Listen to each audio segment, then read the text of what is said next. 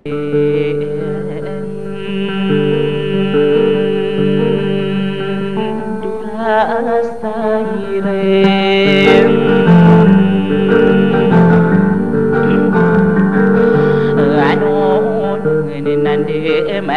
kadina pila kostia ye gayo mo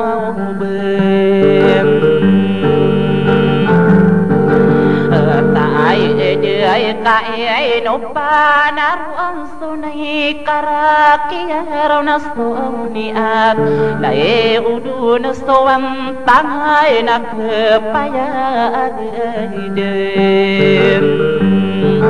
adaan din ko niwe ngaku sokawanay nagwaw sumimbelam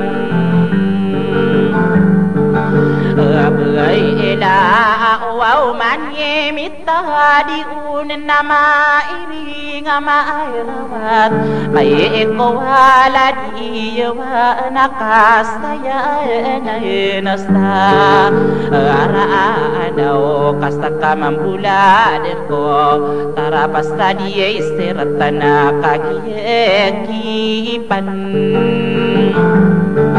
andiyay ikakumawata na gumarani na puwaurong ka na pika wow bakay kadewaiyak wow suniwen ka awaanan na gusto mimbela bagla ayanan na utaw na kagiyakilang ko bisti malaw pikiram irai akan nade enak mendud sai ngaranak sundung kapang alimbe ben aku kaya dina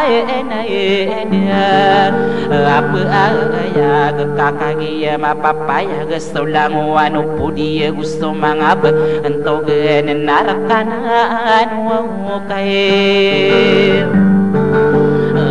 ay enan nastiyale watang ko panastona biteno arastol paengolo wasti yuwa wakasti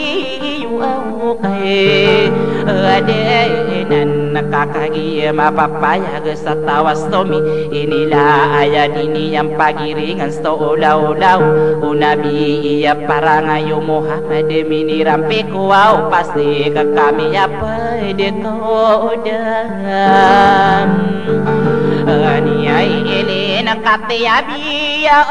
rasoli buniya na mapagumat iya inoko na mga elolo utok agiyamiste guwaulai berabagi dengan nari berandelo yung anadari disadi istirahat talaan tau ilaya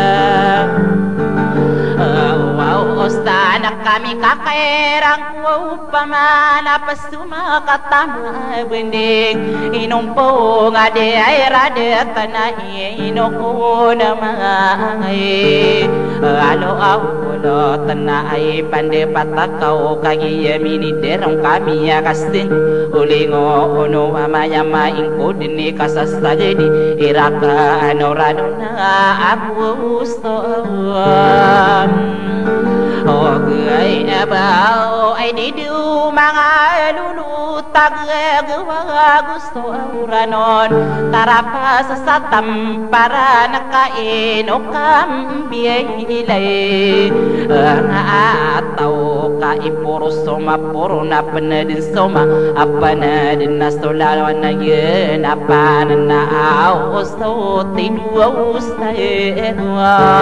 o miyay ilang inumanang kubuo kuwig na di dinakustari ipan di payete yo ay mayamay ano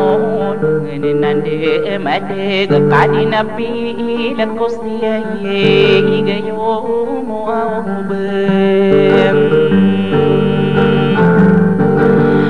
taai de kai no panaruan sunai karakiar nasoni at lai udu nastoan tangai nak paya agedem adaan deg koni wengaku sokawana enaku austomi imbelam Abai ela awau manye mitadi un nama iri ngama airawat Pai eko wala diwa nakastaya nasta Ara anao kastaka mambula deko Tara pasta dia istiratana kagiyekipan Andiai ika komawata na gumarani na puaurung ka na pika Wao baka kadewai yakwa ustuni bengka Awaanan na gusto mimbela bela Ayana na utaw na kagiyakilang Ang kau bisti malaw pikiram Irai akan nadai enak mendud sai ngaranak sundung kapang alimbe benaku kae dina ena apa aya kakagi mapapaya gesulang wanu pudi gusto mangab ento gen narakanan wo kae Adiai enan nastiyale watang kopanastona biteno arastol Pai ngolo wasti yuwa waka kasti yuwa kae Adiai enan nakakagi mapapaya gesatawastomi Inilah ayat ini yang pagiringan sto ulau-ulau Unabi iya parangayo Muhammad mini rampe kuau pasti ke kami apa dekodam Aniai elena katiabi ya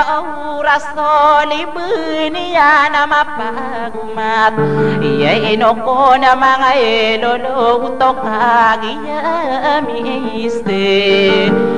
Gua ulai berabegi dengan nari berandelo yongan dari disadi istirahat talaan tau adielaya Ostana kami kakerang upamana pasuma katama bending inumpo ngade air ada tanai inoko namai alo aulo tanai pande patakau kagi yamini derong kami ya kastin ulingo ono amaya maingko dini kasas tajedi iraka anoradona abu ustom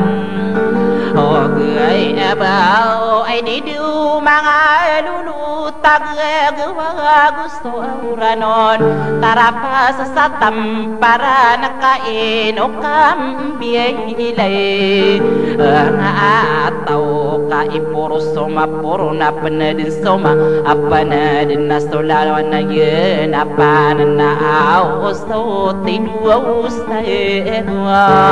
o miyay ilang inumalang kubuo kuwig na di dinakustari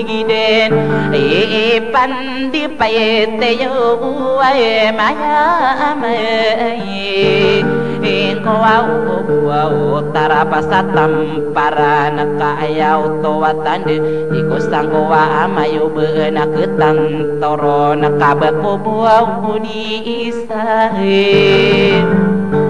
Ala amai maliwa anagilalay gamalang estawangin kay giye minde ya onure ibunang kustay ya eden stao penatas orang kamani